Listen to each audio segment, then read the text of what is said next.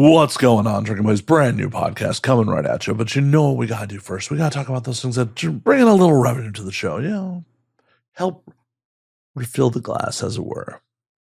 First and foremost, we're brought to you by the Patreon at patreon.com/MattSlayer. Did you know you can support this show for as little as the cost of a beer? Less than the cost of a beer. For as little as $3 a month, you can support the show for just a little bit more, just a touch more. You can get the audio versions ad-free. You get the video versions early, uncensored, ad-free, bunch of extra content. So what are you waiting for? Go to patreon.com/MattSlayer today and support the show. We're also brought to you by the merch store at anwd.net/merch. Pick yourself up a hat, a shirt. Tell the world you're a drinking buddy with your fashion choices. Once again, go to anwd.net/merch. All right, let's get on with it. My guest this week, you know her, you love her, she's back. The one and only Leana Lovings. What's there to say about Lyanna? She's always a joy. So sit back, relax, pop a cold one, and enjoy Drinking Buddies. When aliens come to take over, they look at us like we're out of our minds now. We'll get a galactic makeover, and now we're thinking that they just might be right. I cannot wait for this whole world to end. I'm gonna break out the bottle with my friends. I think they'll tell the best stories when we're gone.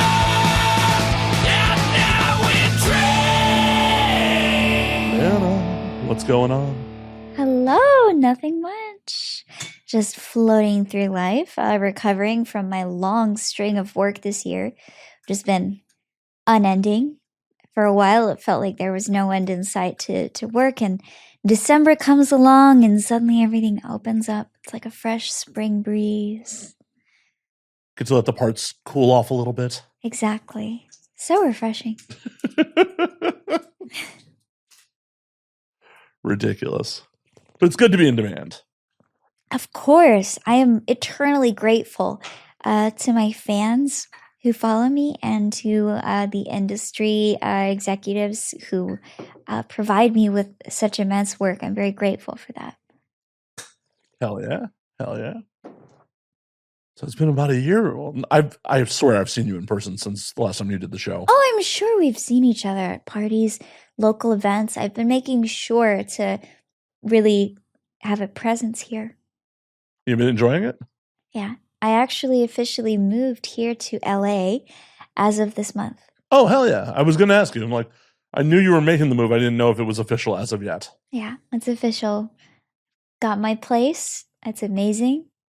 I'm finally more settled in. I think I posted a picture on Instagram of just me on the floor with a TV and a PS5, and I'm just like, I've got the necessary ingredients for human life now.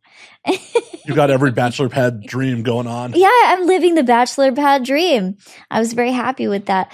The bed frame still hasn't come in yet, so I've got a bed, but it's on the floor still. Well, that's fine. You don't bring people home. There's an appeal to that. Exactly. There's an appeal to it. You don't have to climb up anywhere. It's already there. You're already short. Like exactly. You don't have to climb in.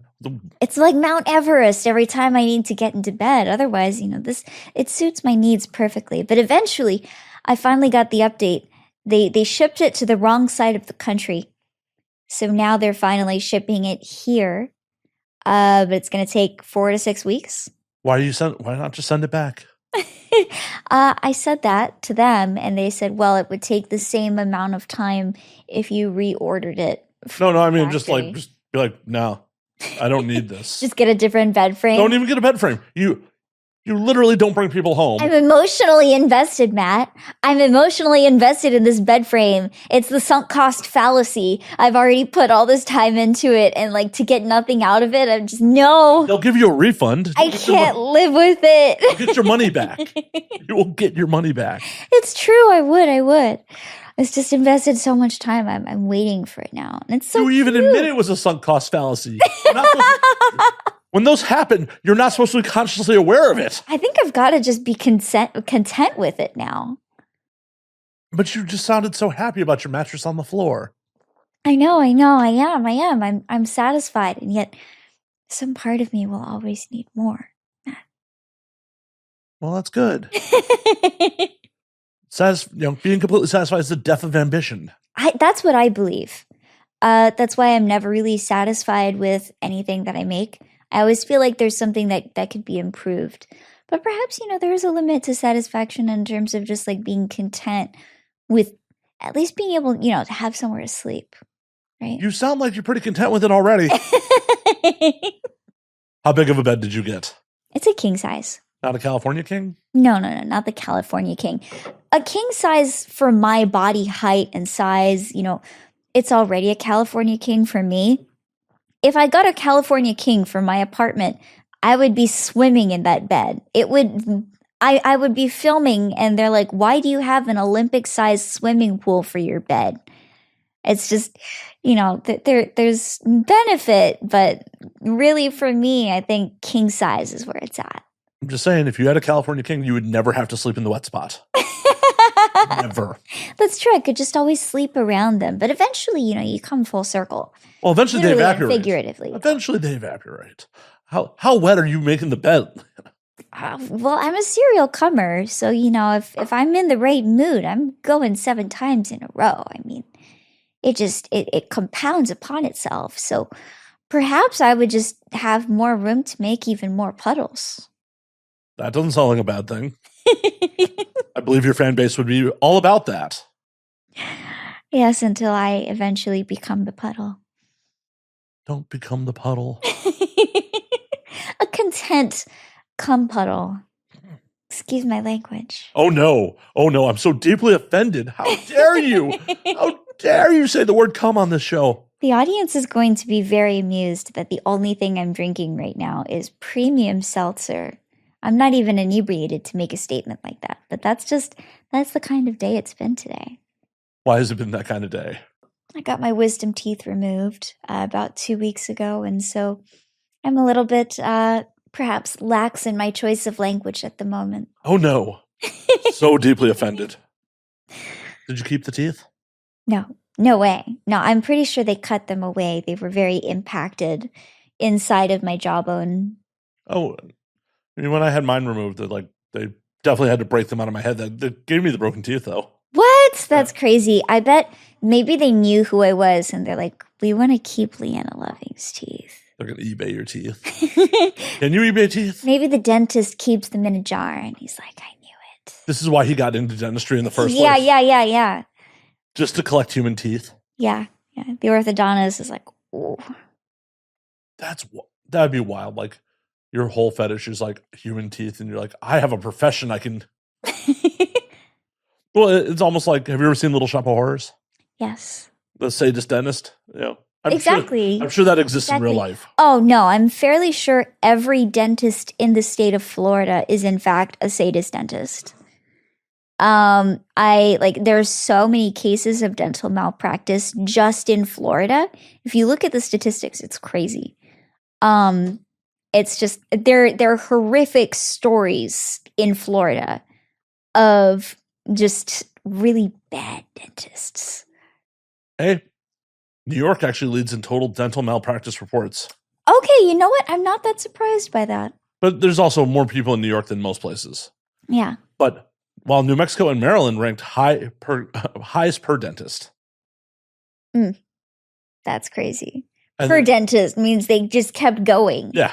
There's just like a couple guys in New Mexico and Maryland just going wild. Just keep going, Jerry. Do your thing. We believe in you. So, no, this is actually per 100 dentists. So, New York is 3.41 reports per 100 dentists.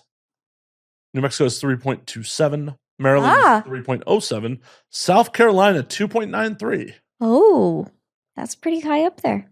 Where's Florida actually ranked? It does not say. I would have to. That's interesting. That's very interesting. You're competing with my Google? No. Oh, yeah. You're going for your phone. I was just like. Yes. No. No. Yes. Yes. What are you doing? Do you not trust my Google? No, I trust your Google. I trust it completely. Vermont and Florida tie for eighth place. Oh, okay. I see. I knew it was high up there. I was like, it has to be in the top 10 because Florida has so many bad cases. Like the horror stories that come out of there, my own included, insane.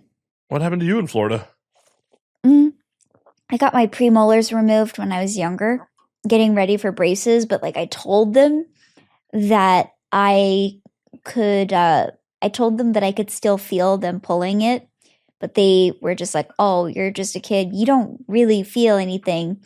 And so That's they right, pulled children- them out anyway. Children don't have feelings. Exactly. They don't have nerve endings. You know, they actually believed in the past that babies didn't feel any pain. So when babies went through surgery, they never received any anesthesia. Well, if you can't remember it, did it really happen? Exactly. If you can't remember, but the body always remembers. This is what happens. Yeah, I wonder how that manifests later in life, That's how you get serial killers. Uh, that's I wonder if there was ever a study done on, babies that had surgery infants that had surgery that turned into serial killers. Like what? Right. Where's the overlap? Yeah. It's got to be somewhere. Where's the Venn diagram on that? It's like how many, had anesthesia, how many didn't, how much was local, how much was general. Exactly. I'm so sorry for this wild tangent that we went on just now. Why are you sorry about it? Why would you apologize for such things? That's true. You know what show you're on, right?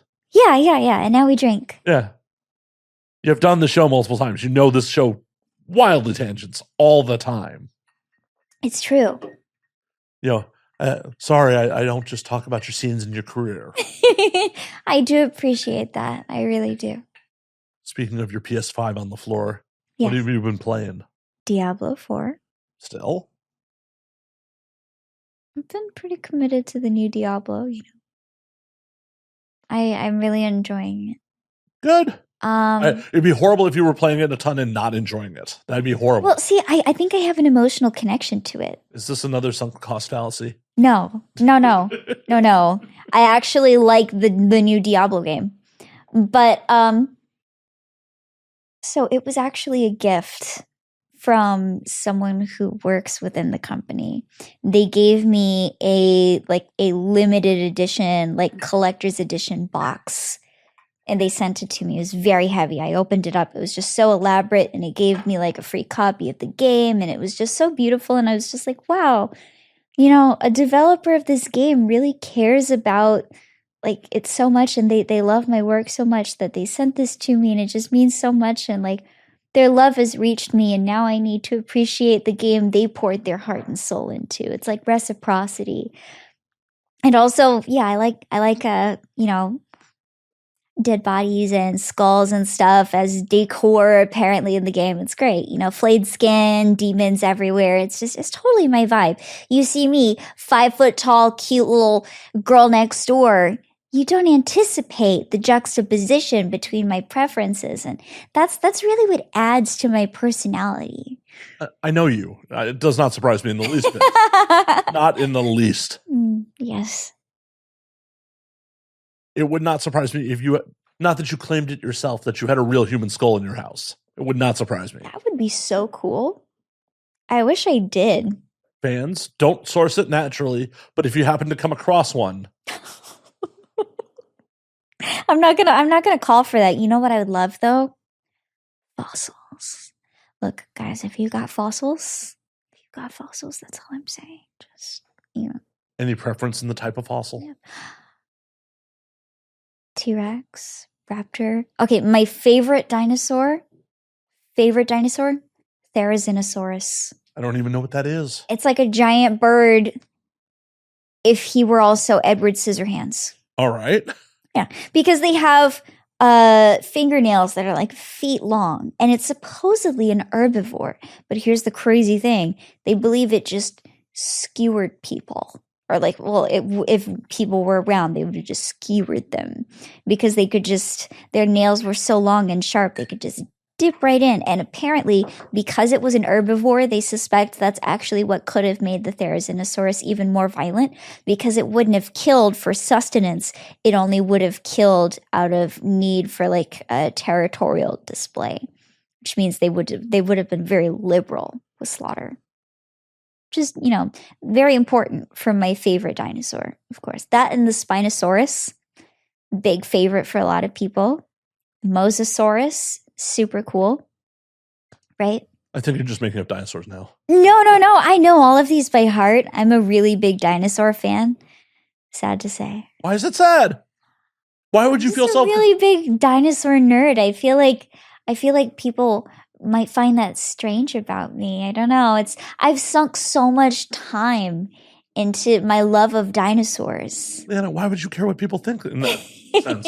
It's something you love. That's true. It's something you love. You're not harming anyone loving dinosaurs, so why would you give a fuck what they think about it? Exactly. That's the big point, really. I hurt no one with my love of dinosaurs. Your love of human As much skulls. as we know. You know, my love of human skulls apparently is debatable. Well, it depends on how they source it. Yeah. I mean, if someone finds a fossilized human skull for you. That's already been investigated, right? Not part of an active murder investigation. Very Well, I important. mean, it wouldn't be a fossil if it's an active murder investigation. I don't think anyone's like, hey, this guy died at the Battle of Thermopylae. Who killed him? Well, there are certain skulls that become fossilized in short amounts of time if they're found in bogs, Okay. like bog bodies, right? How long? I'm trying to find out how long it takes for human remains to fossilize. It would at least be a couple decades old. Okay. Yeah. Love that you're just competing with my Google. I feel like it's a challenge right now. I don't know why. I feel like Are you trying to I steal feel my like- job? No. I feel like I need to see what you're seeing right now. I see you. I see you, Leanna. You can see yourself in the camera. I see you, Matt. Well, I don't see me. I mean, I see myself in the camera, but I don't actually see me. Fun fact. You've never seen your own butthole. Oh my god. Well, what if I have? You haven't. Why? Because it's only a reflection. You've never actually seen. Oh yeah. Yeah. Just like you've never. I was like, am I that flexible? Maybe no. Well, it's just like you've never actually seen your own face. Yeah. That's fair. I'm just gonna hold on. Whew, the show took a turn. No. I don't want to have to explain that to your agent. No. Of course not. No, that would be too. Why does Leanna have no face? Like, that's just where the conversation went. It was the level of curiosity. Curiosity killed the cat. Here we are. But then it would just be your face skin. It wouldn't be on your bone structure, musculature, etc. Right, exactly. It wouldn't be a perfect, like, it Yeah, would never be it would an just be exact floppy. reflection. Yeah. Like your, Just be, yeah. The flaps. yep, Just the flaps. and not the flaps that most people are interested in. Exactly. What's up with that? People just need to expand their minds. Exactly. And it's just Hellraiser. it's one of those things that we all take for granted. Like, oh, I look in the mirror all the time. And it's like, no, none of us have actually ever seen our faces. Exactly. Now I just have to thoroughly inspect my body from head to toe. I mean, I've just got to start, feeling every inch of myself with my fingertips until I know every part of me, and then perhaps I will glean a fraction of understanding. Right? Just gonna, do the blind man of yourself. Just Yeah. gonna grab your wrists like one of those fat wrists. Yeah. Feel myself. Well, it's apparently one of those. kind of hot, honestly. Well, it's one of those things that, like, allegedly Ray Charles used to do when he'd get introduced to women. He'd grab their wrists to see if, like, how thin their wrists were. Why? Wasn't into big women. Oh, if you're small, you have small wrists? I mean, ideally. I think, no matter how much I weighed, I always have pretty dainty wrists. Yeah, I hate to break it to you. At your heaviest, you were still a small human being. I don't think I can change my height with my weight. Well, yeah, but I mean, like, I don't think even at your heaviest, anyone would describe you as, like, a large woman. Oh, well, thank you. That's very kind of you. But yeah, I lost 45 pounds, 46 pounds. So what, you weigh like 75 pounds now? No, I weigh 102 pounds now. I'm sticking with my 75. I'm at a good number right now. I feel really good about myself, but it was a very arduous journey, I would say. I've been exercising routinely. I started out like changing my diet, which was really hard, right? Everyone tries different food diets and then they end up binge eating and it cancels out the process. I wanted to find something healthy that I could do. And I started walking 3 miles a day every day. And then I figured out zigzag dieting was like my ideal diet system. What is zigzag dieting? Zigzag dieting is for 5 days of the week, you eat your caloric deficit. And then on the final 2 days of the week, you break your deficit and eat 400 calories more. So that your body doesn't acclimate. Because if you acclimate to your diet, then you hit a plateau and you will not continue to lose weight. That's what happens with a lot of people. So you have to zigzag. You have to break your diet a little bit so that your body gets used to having a higher amount of calories again. That way the burn stays consistent. And I stood with that. And now I work with a personal trainer where we're building muscle to give my body more shape, right? My personal goal is to look like Laura Croft. Like I want to get like really toned, but in a way that's still very flattering, very deeply feminine and good curves. And I don't think triangle boobs are a good curve. I think, you know what? I think my boobs are my boobs naturally already have like the video game jiggle physics. Oh, I'm talking friends, like 90s original Tomb Raider. I know. I grew up on 90s original Tomb Raider, but I feel like I'm just like, you know what? I don't have triangle boobs, the image of breast perfection, but you know what? I've got my boobs. And they look so good. And they stay upright, they defy gravity. I'm fine with that. I believe a lot of people are fine with your boobs.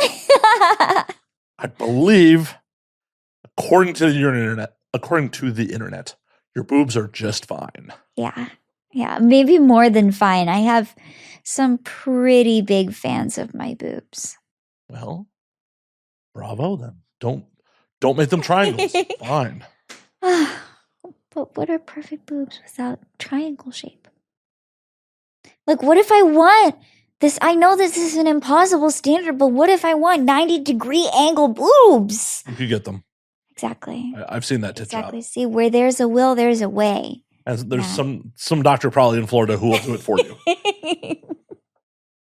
I feel like plastic surgery in Florida is just a interesting situation at times. Yeah. Whenever I think of like crazy plastic surgery things, I think about how a lot of people, this is wild to me. Did you know that a lot of pit bull owners get cosmetic testicle surgery for their dogs? What? They get implants for their dog's testicles so that their testicles look big after they've been neutered, so that they still seem masculine. That's weird. Yeah, it happens with a lot of like masculine dog breeds, but like pit bulls especially. Because like maybe it's part of like the fighting ring culture too, right? Because like pit bulls are like masculine fighting dogs, maybe to give them a little bit more machismo. They want them to have big looking balls. But don't neuter them. It's a very popular procedure for certain dogs. They get plastic surgery for their dog's testicles. Oh my God. People get wrinkle reduction for their dogs. Yeah. What the fuck? This is the world that we live in, Matt. I don't want to live. I want out. I want out. I want out. Like fucking cosmetic surgery for your dog's wrinkles?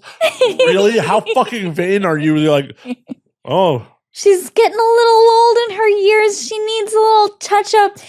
Can you give my baby just a little bit of Botox? I can't. People should love their bodies for what they are. I've spent my life, I think, so worried about my appearance for a variety of reasons. I believe that society inducts in us this sense of overtaking this burden of appearance as a woman, where you have so many things that you're expected to maintain.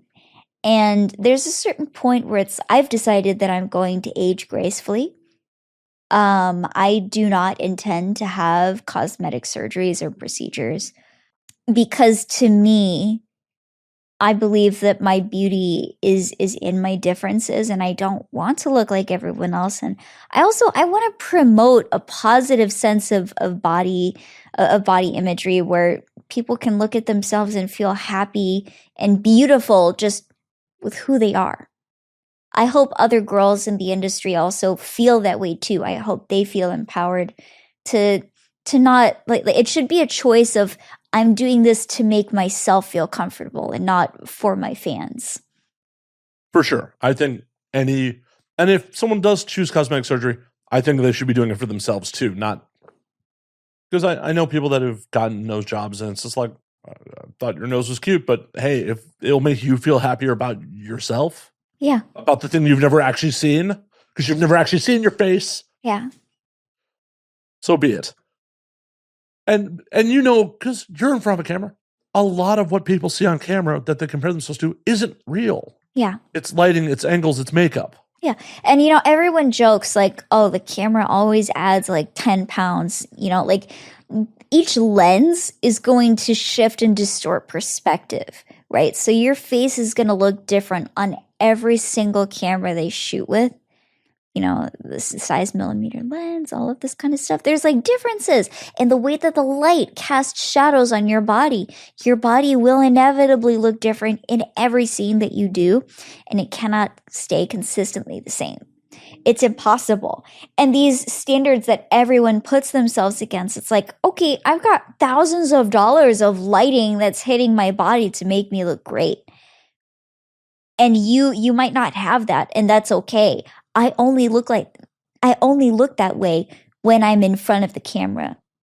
Otherwise, when all the makeup's off, I look like everyone else. I believe that I do. You know, I believe that everyone has an intrinsic beauty and has the ability to continue to be beautiful on and off camera. I hate to bring it to you, Lyanna. We don't look the same. Matt, we look exactly the same. I don't know what you're talking about. Then why are people not fapping to me? God damn it. Why are you making all that fat money? God damn it. I don't know. You just got to advertise. You got to sell it, Matt. Are you saying I don't sell my sexuality well? Or I'm saying it. You're saying it on record. I feel like you've got to monetize your body better. You're probably right. You are an expert in these situations. I feel like anyone can, like, all you have to do to be successful in the industry is to know how to market and monetize. Oh, 100%. I say that legitimately all the time to people. It's like, this is much more of a marketing job than it is actual. I mean, it is definitely sex work, but it is much more of a marketing job than the actual act of sex. Yeah. Because what's crazy is, like, I earned the same amount of money for a certain period of time, like no matter what I weighed. So like I was very successful even like when I weighed 147 pounds or something like that versus like when I weigh 102 now. I am very successful in both categories, and my fans were happy with both because to them and for my brand, it's like my journey of self-discovery. And so they're with me for the whole way and they've been supportive throughout all of that. But like I did that weight loss for myself and for me to feel comfortable and for me to feel like, for me to feel more like I just had better control over my body. And it felt so comforting to be like, okay, I can bring myself down whenever I want. It's empowering to be able to feel like I have this deep communication with my body. It's very empowering. Hell yeah. It's awesome. But yeah. It is what it is. Oh, it's good. It's good. It's like marketing is just such a big part of all of it. Oh, managing like your brand and your business, no matter what it is, it's all the same thing. Well, it's what I used to tell my musicians when I worked in music all the time. You can have the best product in the world. If no one knows about it, it does not matter. Exactly. Sometimes that shit goes viral and fucking takes off. Sometimes it takes years of hard work and fucking staying at it to build that fan base. You know, not everyone has the exact same fucking path. That's also what's so wonderful about it. The drawback with adult entertainment work is you get the stigma day one. Oh yeah, you do. You get the negative side effects from day one, and especially in the modern OF world, you may not stick it out long enough to reap the benefits. Yes. Yeah. So it's definitely investment, and you have to be prepared to make those decisions. Before I entered into porn, I spent an entire year debating on whether I was ready or not. And I committed to only entering porn when I felt comfortable with saying no. But you're already on cam for quite a while at that point. I was a cam girl. I know. But I mostly did solo content, and I did not have sex with men. But it's still for the greater world. Oh, yeah. The stigma and yeah. That's true. Even like with camming, though, I spent a very great long amount of time debating on whether I was going to do that. I studied a lot of girls before I got into camming, and I figured out what could work for me and what wouldn't. I had a very thorough plan before I did any of it. It was always very thoroughly thought out. And you're the exception, not the rule on that. So many people jump into this shit willy-nilly. That's true. That's true. And they're just like, oh, it's easy money. It's like, no, it's super not. No, it's not. You have to be prepared, and you have to understand that there will be like consequences from a certain portion of society that will always resent you for the freedom of your choices.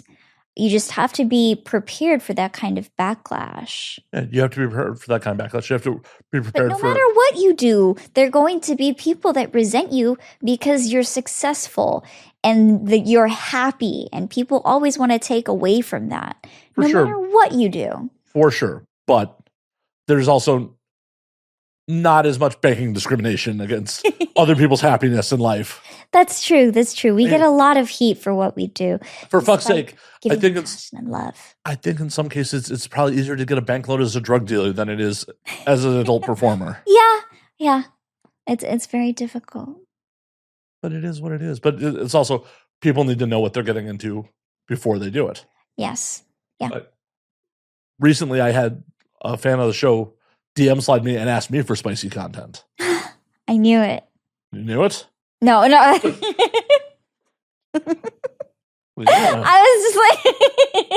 was just saying, you got to market your body better. You know, it's just like this connects right into our conversation. Well, that's why I'm bringing it up. But and I thought about it for a minute, and then I was just like, nah, I'm not going to do it. Just because it's one of those things where like, I know what goes into it, and I'm not looking to make the plunge into doing the job full time. And it's like, what's the point of dealing with the fucking stigma and the bullshit if you're not really going to fucking do it? Exactly. Go head first into it or not at all. Yeah, it's just like, this is not something you need to dip your toes into. Exactly. And I'm very confident that I would fail as an actual male performer. Like, as someone who's been on set plenty of times and knows what goes into the job, I'm very confident that I would fucking fail on a real set. Okay. So, like, why am I going to be trying to dip my toe in or just, use my connections to be like, you want to collab? Like, it just all was like, nah. Yeah. In the moment, it was like, ooh, money. And then it was like, breaks. Yeah. Yeah. This is, what actually goes into this and how much I'm not looking to do that. It's the same reason, like, over the years where, like, people have been like, oh, I'd love to hook up, but only for my OF. And I'm like, I'm cool. Yeah. No, it's like, it limits things. Well, and it's just one of those things where, like, I'm a big slut off camera, but I'm not looking to just get turned out to be monetized by you. Exactly. Sometimes, like, there are certain things that it's okay to make the choice of, like, I don't want to monetize this aspect of my life. And that's a very personal and legitimate reason not to do something. Well, it's just also the choice of, I have obviously no moral qualms with it. It's just like, I don't think I could do the job. And why am I going to set myself up to have all the drawbacks and then fail at it? Yeah. Yeah. It was just like a ridiculous situation. It was just like, all right. It's like, okay. First, been doing this for almost 10 years and then like, 15 years almost 16 years in the industry. The only other time like performing has actually legitimately come up was like, so a bunch of people tried to pay me to bang someone at a party at Exotica Miami in like 2012. and it was just like, what? This is a shit show. And then some other performers got really upset with me when I said no. Oh, Like, what do you think? You're too good for it? Like, yeah. it like took offense that I was just like, nah, that's not for me. Like, what do you think? You're too good to bang on film? I'm like, no, I don't think I'm good enough. I've had sex in public. It doesn't go great. I mean, Yeah.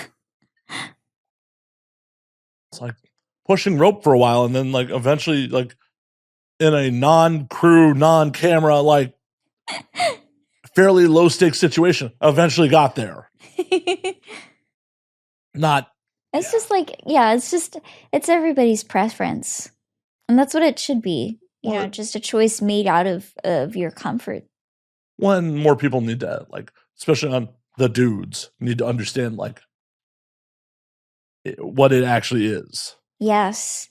I was recently talking to someone outside of the industry who found themselves quite terrified at the thought of injecting their penis.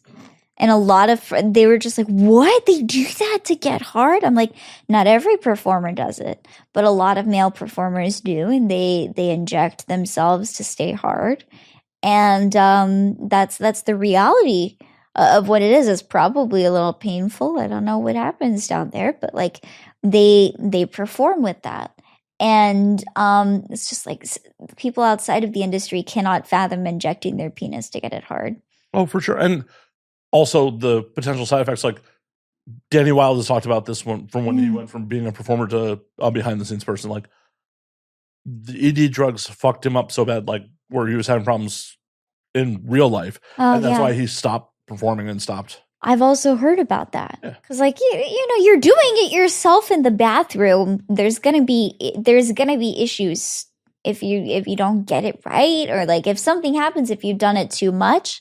You know, that kind of medication is like, especially when you're using it for extended amounts of time and you're on set for such a long period of time with it active in your system. There's so many complications that can occur naturally. So much abuse of the dick, I suppose, is what I'm trying to say. That you know, that could constitute some difficulty. You're so giggly. The abuse of the dick. I didn't know how else to say it. No, that's the proper way to say it. It's just, it's always delightful when you're, you know, nervous about saying stuff like that. It's so demure. So yeah, it's, you know, it's. The male performer has to go through so much, and they're not always going to be like aroused with every single person they have sex with. And that's okay. You know, there's so much sexual demand from your body. Maybe this is your 8th shoot in a row, right? This is your 8th day or your 4th day, and you've done 2 scenes every day back to back. And it's exhausting for their bodies. Girls, at least, we typically get a little bit more rest. Like it might still be like 1 shoot a day. I've done some doubles where it's 2 scenes in a day, but it's still very physically exhausting, and I could not do that every single day. For sure. And also, at the end of the day, if you are not attracted to the person you're having a scene with, it can be made up with lubrication and acting. Yeah. Although personally, for my philosophy, I think I'm just aroused with everyone that I work with. I think I'm really good at that. But if you weren't, like, just but if I wasn't, there's always lubrication, and it can help with that. Right, versus a dude who's just like, all the lube in the world that get you there, man. If it was just lube that could get you there, you wouldn't have to go shoot your dick off. Yeah. There's some, I have like I think you already know, I have like a sensory processing thing, so I'm very physically sensitive. Like, so there's so many things that could just very quickly arouse me as well when I'm connecting with someone, when I'm finding that emotional stimulation as well as the physical stimulation. It's just, it gets me there very quickly. There's just so much love to give to a person when you're connecting with them in that very intimate space. I say intimate, but you know, I think it's really a testament to the commitment of a performer to be able to get there to get into that zone when there's like a crew of people surrounding you, there's lights, you're focused on blocking. If you've done blocking to get ready for what positions and when and where, it's so complicated, and we just keep it fresh in our minds while we're still trying to be as authentic and genuine as possible. Right. Appear to be present in the moment. Yeah. It's so important. That's the number one rule. That's the difference between, for me. Well, that's the difference between a good performer and a great performer. Like a great performer, it's just like they're selling that. Yeah. This is amazing sex the whole time. Yeah. That's what I'll say, about Jenna Jameson back in the day. It was just like every scene I can remember as a teenager watching Jenna was just like, oh, she looks like she's having the best time of her life every time. I hope that when my fans see my content, they feel that way. I hope so too. Yeah. I very much, that's my desire, to show just how much fun that I'm having. I'm hoping that, like, although I'm thinking back on it, I'm like, you know what? There are a couple like pure taboo scenes where probably the whole allure is that I look like I'm not having fun. That's part of the performance. But on the inside, I'm having a blast. I'm having a good old time. But that's what the role called for, because it's a performance. You're acting. Yeah, exactly. And I kind of get off on, looking like I'm not having a fun time sometimes when the scene calls for it. It's really fun. Awesome. Like, oh my God, you're doing your job well. Oh no. Oh no. Heaven forbid you do your job well. Oh, sweet heavens. Yeah. Maybe it's why they keep rebooking you. Oh my goodness. It could be. Could just be. I'm going to shift it up a little bit. So you've been here a fucking month. What have you been doing in LA besides playing Diablo? And besides recovering from my wisdom tooth removal, I've been taking acting classes. Really? I am making a really big shift in my career. I decided as soon as I got here, feet first, head first, every part of me is invested in, I guess, honing myself. I mean, this whole year has been so deeply transformative for me. I feel like an entirely different person going in, coming out. It's just been so wild. And so I started taking professional, like mainstream acting classes. Not with Scientology, right? No. Okay. Scientology has acting Oh, classes? yeah. You didn't know that? No. You didn't know that? No. Oh, yeah. It's one of the ways they lure people in. They offer free acting classes. No, thankfully I pay for my acting classes. Just wanted to check. Okay, cool. A lot of people have, been, free acting classes. Oh, that's okay, whatever. I'm sure Scientology is great for networking, but I'm very happy to tell you I am not within the church of Scientology. Very happy. don't need you to go from one religious cult to another. Yeah, no. No more cults for me. Tell me about the acting classes since I derailed you there. Sorry. Oh, yeah. So, I got a scene partner. I rehearsed my scene. We were practicing it for about like a week, and then we just we went head first into it. What was the scene? I think my first scene, oh gosh, I forgot the name already. Christy something Barcelona. Vicky Christie Barcelona. Vicky Christie Barcelona. A Woody Allen movie. Yeah, very good movie. So playing that, I am the... You're playing the ScarJo character? No, the other one. Penelope Cruz. Yeah, I'm playing Penelope Cruz. And we're at the dining table, just like as the male lead walks in, and he had offered a threesome, and I'm all upset about it. It was really fun though. I really committed myself into the role, and as I develop myself, as I develop my character, I feel like I could do 10 pages of inner work, just really working on connecting with who I am and what my goal is and how I'm going to win. Hell yeah. Out of every scene. There's just this deep process that I feel like is also helping me analyze my scenes better in porn. In some levels, right? I feel like I'm bringing like a high powered laser to a knife fight when I apply it to certain points porn scenes, because they're like, some of them are very short and to the point, right? Oh, hi, sex. It's like immediate. But even in that context, you can still use different layers of analysis to add depth to your character and to bring something new into it.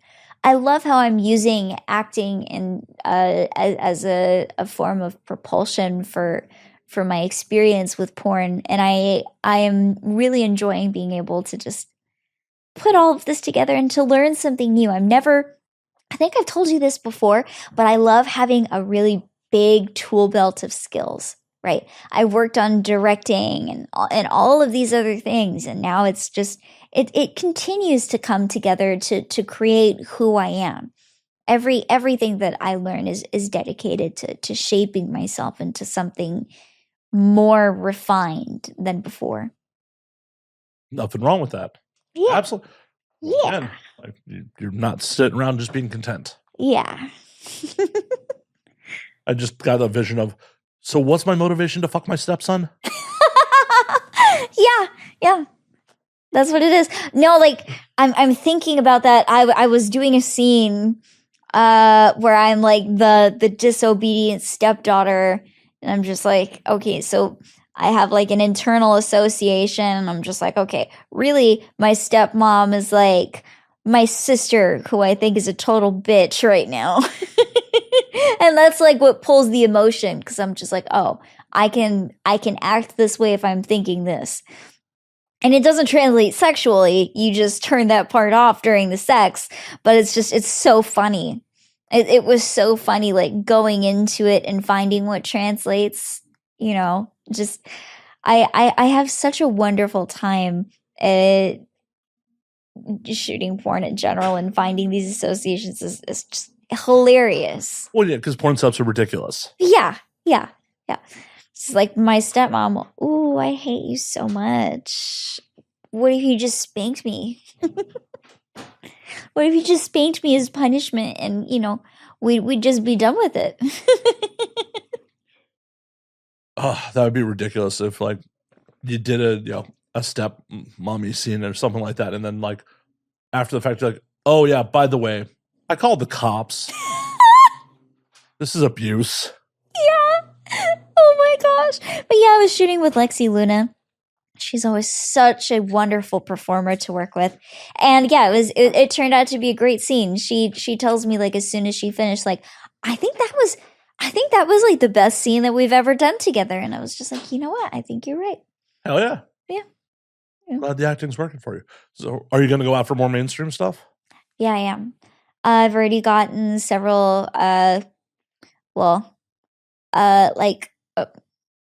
I've already gotten like several things that I'm focused towards, in terms of like, these are my goals. This is what I'm pursuing. I have like a detailed list of like milestones that I want to achieve, and Tell the class. I'm really more dedicated towards pursuing mainstream projects. I think it would be really cool to be a part of the mainstream industry. Well, what kind of mainstream projects do you want to pursue? Horror movies. I can see that. Yeah, because I grew up watching horror movies. I always found comfort in them. I would love something really surrealist. I would love to be in an art housey kind of film, especially. I've had a lot of people recommend that I go into voice acting, right? That's always been very interesting to me. I think that I have a lot of leeway there, but mostly I think psychological horror would be really fun. I love psychological horrors, but mostly surreal projects. Absolutely things that are just out of one's head. Have you ever seen why am I Oh, Suspiria is a really good example. not familiar with that I one? would love to be in like something like Suspiria. It's Hmm. like a coven of witches in like in a ballet troupe, basically. It's really cool. School of ballet. Interesting. Have you ever seen Enter the Void? Yes. What's your thoughts on that? Super freaky. Super freaky. Super gory, right? No. Did I get that right? Oh, No. different movie then. Sorry. A different horror movie with the name with the word void in it. Well, I wouldn't consider Enter the Void so much a horror movie as more of a like really surreal psychological movie. Oh, okay. So the plot is it's all shot POV or in weird angles in POV. Okay, I definitely haven't seen it then. It takes place in Tokyo, and it follows an expat drug dealer who is killed in the first 15 minutes of the movie. Mm. And then the rest of the movie is him revisiting his own life in non-sequential order and also like from weird angles of viewing his friends and family. Intentionally trippy. Wow. It's a really strange movie. Fascinating. It's been rated as like one of the hardest films to watch. Mm. If you're looking for something that is like weirdly and like psychological, it's an interesting watch. It is definitely an interesting watch. I love that. I love that. I find myself really drawn to projects that are very deeply philosophical. I think really projects with depth are very much what I'm drawn to. Like what other sort of stuff? Have you ever seen the movie The Illusionist? It's a love story about an illusionist and a woman who loves his work. With Edward Norton. Yeah, it's a really good film. I'm very drawn to the layers that the story creates because it has so many twists and turns, and it makes you feel something very, very powerful for their passion and their connection to one another, and the way that he eludes and mystifies his audience into including us as we're watching the film, into never truly guessing what his full intentions are until the end. I think I've seen it. It's just been a very long time. It's a good old movie. The Others. It's from 2006. Don't call it an old movie. I'm sorry. I know that, like, my brain still has problems with this. It's like, no, a movie from 2006 is like in the mid 90s being like a movie from the 70s. That's the same time jump. My brain just doesn't like, because I wasn't alive in the 70s. Yeah. Like, oh, that's an old movie. Like, no, dummy. It's the same fucking difference. Yeah. I'm gonna be dead soon. God damn. No, don't say that. Death is not coming for you until very, very, very later in your life, I'm sure. Yeah, I'm already old. Anytime You now. seem so... What? No, how old are you? 44. How on earth do you see that as old? Well, seeing as the average life expectancy for a man in America is 75.5, that means it's already more than halfway over. No. Okay, well, you can't expect yourself to live with the statistics. That's just not playing fair to yourself. Yeah, because I drink like a fish. A man of your rich and vibrant health is not to live to only 75. I bet you 87. Okay, that still puts it more than halfway over. But what a rich and colorful life left to live. That's 40 more years. Imagine what you could do with that amount of time. That's wonderful. And I don't consider that old. I believe that age is a mindset, and it's only reached when you've accessed a certain level of debilitation, right? Even then, youthfulness is something that is kept within your heart. Oh, for sure. Like I was joking with a friend. It was his birthday, like a day or two ago, and he's about my age. I'm just like, oh man, we're in our 40s now, and it's like, there's just aches and pains in life at this point. And I'm just like, I could never understand, removing oneself from this existence. I'm saying in a politically correct way so YouTube doesn't demonetize it. Yeah. But I totally get like why people with real chronic pain might decide to check out. Yeah. And he's like, are you? I'm like, no, dude, I'm not. No, that is just like the little aches and pains are really fucking irritating. I'm not looking to leave. Don't, it's not idealization there, but I get it. I get it if you were like, I guess I couldn't comprehend on how someone who's like wheelchair bound and in constant pain decides to stick it out. Right. It's, constant pain like that is very difficult. I mean, I can't imagine anyone going through the pain that I went through every single day. Because there's some people, right, when they get their wisdom teeth removed. Yeah, I was about to say, clarify that, please. Some people get nerve damage in their face after they've gotten their wisdom teeth removed, where they just feel constant pain in their face all the time. Because the nerve damage affected, like, where it just, they constantly feel that pain. And that would be awful. You know, I couldn't imagine, when I got my wisdom teeth removed very recently, I was in an ethereal amount of pain. That's just how I would describe it. Day one.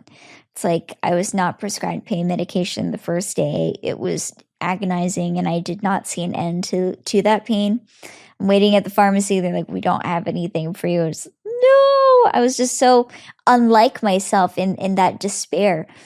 And I think that pain changes someone's brain chemistry, especially the longer that you're within it.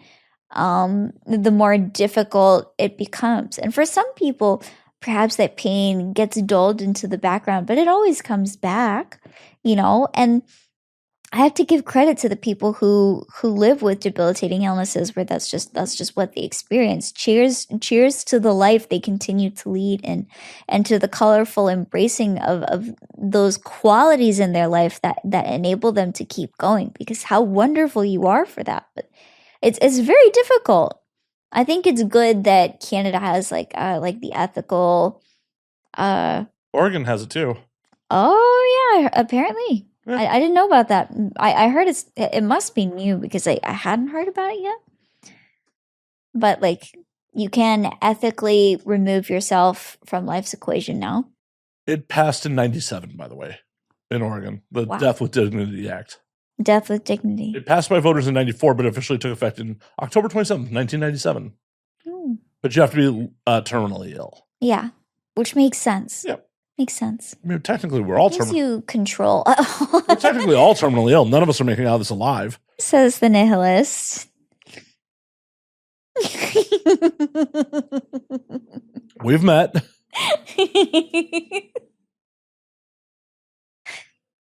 That's okay though. You know. Oh, I know. I'm not changing. Okay. Good. I'm not. It makes you you. It is. All my And life I embrace all of the wonderful differences in our conversation because it makes it so colorful. Well, and I hope it's entertaining the people at home. I hope so too. But yeah, they passed that in 97, and then the Netherlands have. What's the Netherlands? The Netherlands has a law, the termination of life on request and assisted suicide. So I'll just edit it for YouTube. That allows euthanasia and assisted suicide under strict conditions. Decriminalizing if a doctor follows due care criteria. Unbearable suffering with no prospect for improvement. A voluntary and well-considered request. Informed patient. No reasonable alternatives. And consultation with another doctor. Yeah. It covers physical and severe psychiatric suffering with specific rules for minors. 12 to 16 with parental consent. So is that just a really late term abortion? It's a pretty messed up one. I at the moment I can't fathom what the need would be, but like I could imagine like if in the situation that we were talking about where it's constant, extreme, nearly impossible to tolerate pain, you know, you would want to have the safety of an option, even though it would be unimaginable to a parent, you know. Well, imagine that wisdom tooth pain could not be dulled and was going to be there forever. Yeah. Would you consider it at that point? I would. Like, because that would be impossible. Life would be undoable. It would not be, I would not be able to live a functional life. Well, I'm glad the pain is subsiding. Yeah, right? You're going to be with us. It's so much more tolerable now. 2 weeks ago, I could not have imagined a reality without that pain. And now it's just like, wow. Well, it feels so much better. It's like, you know, when you get out of the fog of a very heavy cold and you're like, I can smell the world again. Everything's wonderful. I'm not achy. It's just I can go on a walk and I don't feel winded, and suddenly I'm so grateful to have legs, and I'm so grateful to breathe air. I'm so grateful to not be in pain every day. And that's where I am right now. I feel like I'm floating on a cloud of gratitude. So grateful to not be in pain. There's very minor pain, but I am still on pain medication to just like to moderate that and to work with it. I am such a big baby that if I'm ever sick for more than 48 hours, I'm like, it's just going to be like this forever now. It's like, oh yeah, this is just my life now. And then all of a sudden, like a couple days later, I'm feeling fine. Like, oh, well, I guess I might have been overreacting. Skosh. Yeah, honestly, getting a gum graft at the same time as getting all 4 wisdom teeth removed was a conscious choice. Why did you decide to get a gum graft at the same time? Because I was just like, you know what? I'm so busy that December is the only time of the month that I would have had that free time. So if I wanted to get the gum graft, I would have had to wait another year. And I didn't feel like that was a good decision. Why'd you get the gum graft?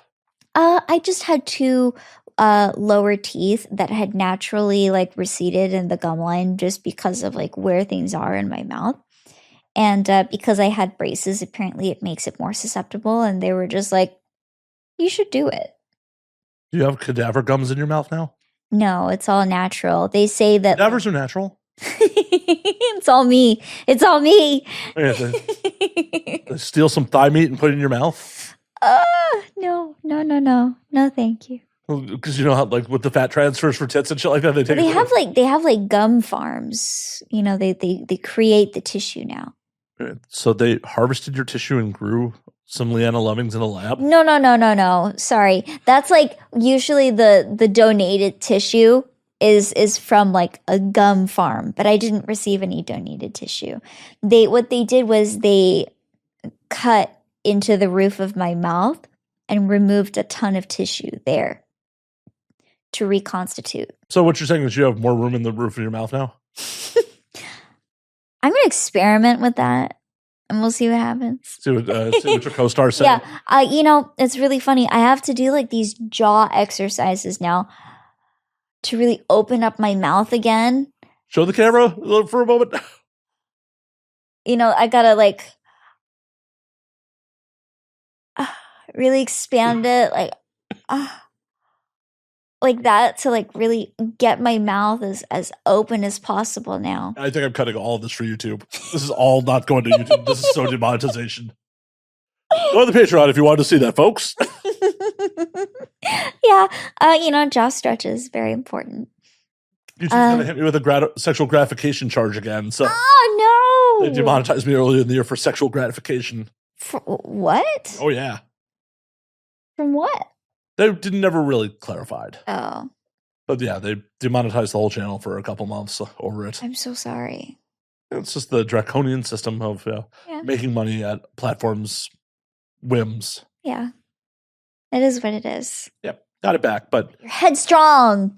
You fight through it. I just kind of sucked it up. made a bunch of noise about wanting to go to my state representative about like having them look at the laws, and then just got too lazy to follow up on it. As we do.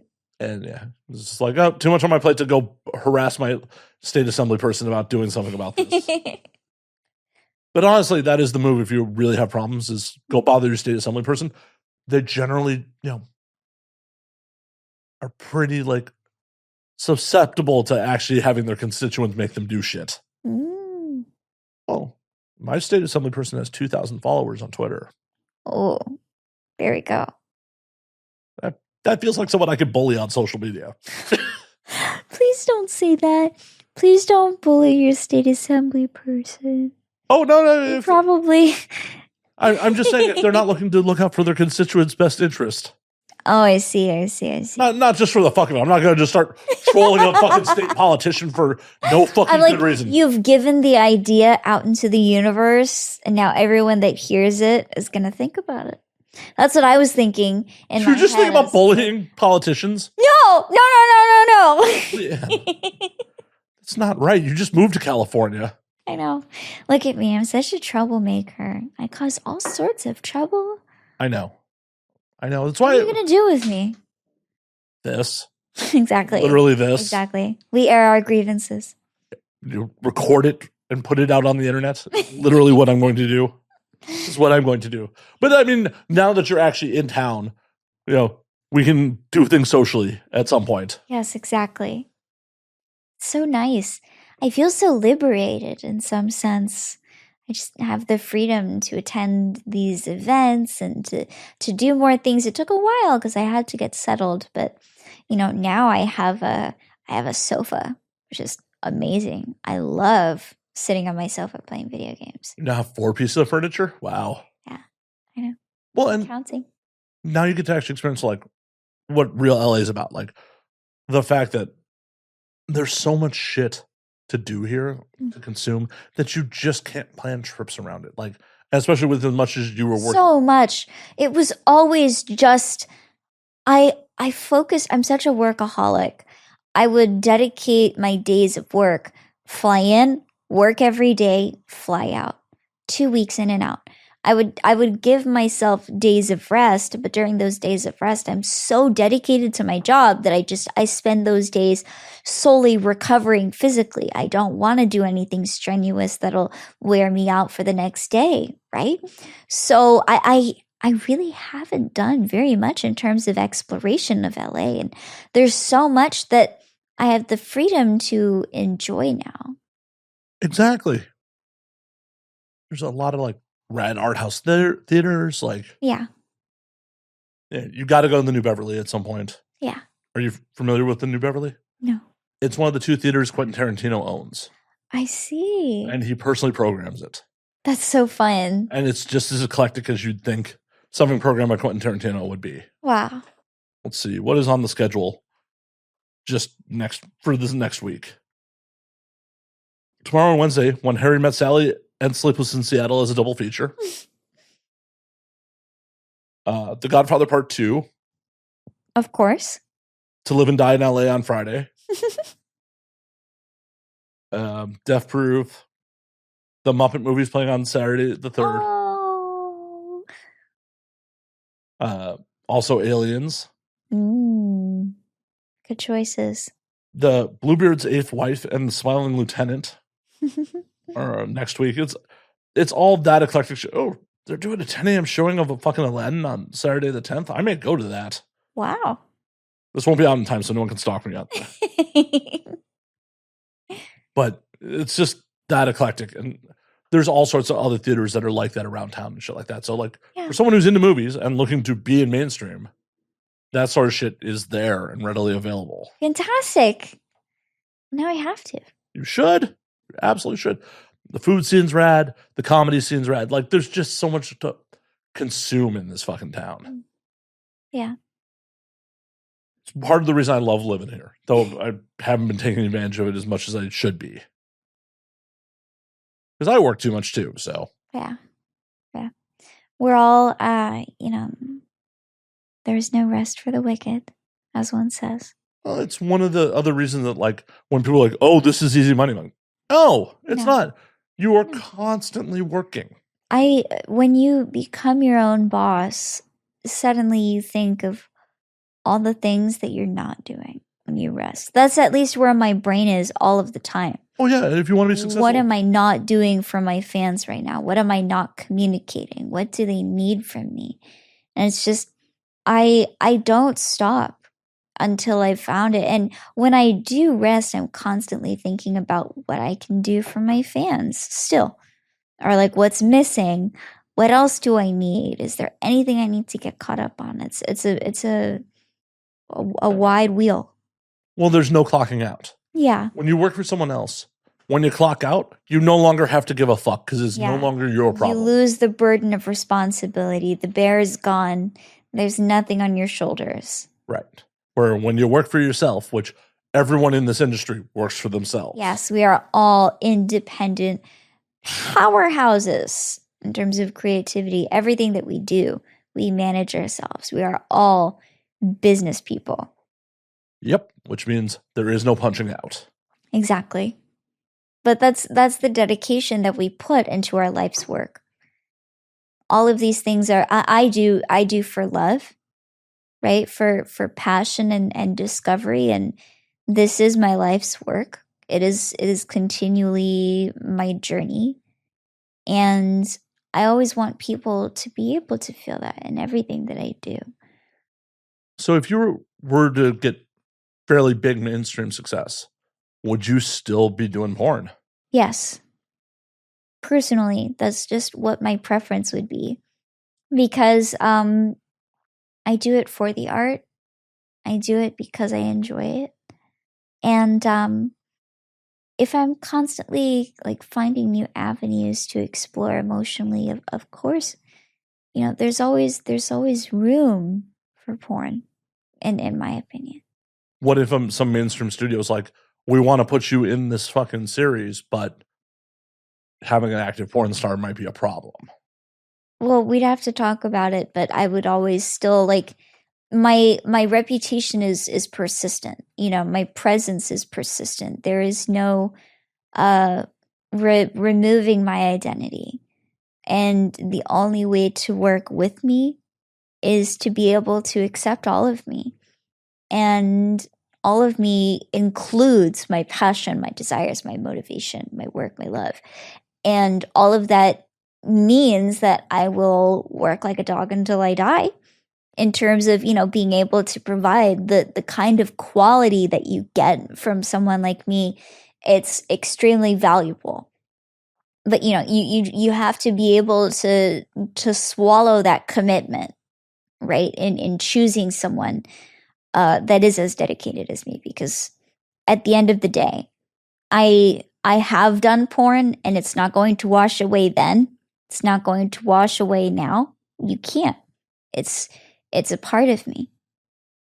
Well, obviously it's a part of you, and it's, you know, it's still separate. I can still do mainstream and porn, and those can still be separate things, right? But I want them to be different outlets for different things and different discoveries, so that those journeys can at some point coincide in something that's beautiful and fruitful. But they each have different purposes in my life, so they, you know, each aspect has to respect that. Hopefully. And some producers I could see not necessarily respecting this. Oh, of course not. You know, but it's the same as with everyone. There's a continuous volume of perspectives that change over time, and you know, I love them either way. Whatever choice, you know, descends upon. For sure. It would be pretty rad, like, to have a fucking AVN and a Golden Globe on the same shelf. Right? Pretty cool. Yeah. You can make them kiss. That'd be pretty funny. It would be. It would be ridiculous. Because, you know, I don't know if it would ever happen, but you know, I'm not going into it for awards. In terms of that, it's my passion and my desire, and we'll see what comes out of it, because honestly, this year has been pretty intense in terms of the things that I've done. I won International Female Performer of the Year at the Doppio Senso Night Awards in Italy. So now I'm internationally acclaimed, which is pretty cool. I'm pretty sure you were without the award. Pretty sure. What's that? I'm pretty sure you were without the award. I don't think you needed a trophy to cement your international acclaim. Oh, thank you so much. But I also got a Female Performer of the Year as well from the Night Moves Awards, which was really cool. Yeah, it's been just such an explosive year. I went to Budapest and I shot there for 2 weeks. A bunch of horror stuff, right? Like horror porn. Yeah. Yeah, for hentai and vampire, all under the same structure. So fantastic. Hell yeah. I loved it. What'd you do in Budapest? Did you just work the whole time? Tell me you did something besides just work. I mean, I saw Buda and I saw Pest, right? Different sides. I saw Castle Buda, very beautiful. I had very lovely food, right? What'd you have? Oh gosh, I'm trying to remember. I was just telling someone about this yesterday. I can't remember the name of it, but it's like pork in jelly. It's like pork jelly cubes, basically. Hold on, I will Google Hungarian pork jelly cubes. And it's so good. So amazing. Just the flavor that's left inside of the jelly, because everything is so congealed and cold, but it's amazing. You don't expect it to taste as good as it does. That I cannot pronounce that. Yeah, it's difficult. It's spelled KocsonyA. This is a traditional savory aspect dish made from slow simmered pork parts in rich natural collagen, and causes the broth to set into a jelly when cooled. I'm pretty sure that's it. It's a popular winter and holiday food in Hungary and other Eastern European countries. Yeah. Super fun. Super delicious. I need to go to Budapest at some point. Yeah. They have, you know what? They put one of the more popular things. It's so simple. All they do is they just have a special type of seasoning that they mix with the olive oil, and then you put the bread in. It's just you dip the seasoning in with the olive oil and the bread, and it changes the whole flavor profile. It's so amazing. I wish that I could enjoy more bread like that. Makes me want to go to a bakery and just like get a bunch of spices. Yeah, but American bread's never going to be as good as European bread. No, it's not going to be as good as the European bread. But you know what? A girl can dream. Or you could just go to Europe more. I've thought about it. You know, I am compelled to make a tour to Europe. There has been recently more demand for my work in Europe. I mean, with this award, you know, on my heels, it's definitely been extremely tempting. And I had such a lovely time doing it. You know, it's What's stopping you? Right? Exactly. Nothing's stopping me. Well, actually, I still have to get settled in LA first. Right? You have a couch, you have a bed, and you're settled. That's your fucking need. That's true. I've got so much work. I take acting classes every single week. I go every single weekend. Sure, you can miss a week or two. It's not like you wouldn't be doing acting on the job while you're there. That's true. It's not like you're just abandoning the craft for 2 weeks. No, I need to see that part of Europe. I really do. Yeah, it's beautiful. Absolutely beautiful. Oh, and I recently went to the Venus convention right in Berlin. Jealous of that too. Fantastic. I represented adult time for that. It was so wonderful. Really fantastic to see that I had an international array of fans. You won international award. Of course you have an international array of fans. I wasn't expecting it. It's like you receive the reward, but you don't realize what the reality of it is. Especially because, you know, I have no familiarity with what my content has influenced there. And it's just so deeply astounding to realize how it translates and where. What were the European fans telling you? I had some interesting ones. A lot of people brought their friends. So there were 2 coworkers that came in, and he's just like, look, we saw you. I introduced him to your scenes, and we're really big fans. We were on our way. They were like construction workers on the way to build a castle because, of course. Right. So they were working on a Neo-Ray castle, but it's like a 45-minute drive to said castle. And so they were just like, oh, and we saw I showed him your scene while we were sitting in the back seat. So they watched my porn on the way to work in the back of a van, just kind of chilling. Because This sounds like the setup of a gay scene. Right? No, it was so casual. I'm just so happy that they could appreciate my porn, but they were just, they would watch some of my scenes on the way to work. And that's how they do it, best buds. I have so much respect and so much love. I'm so grateful that they've had this wonderful experience, but also like some dude brought his stepson in there. He's just like, I knew he was a fan of your work. I bring him here.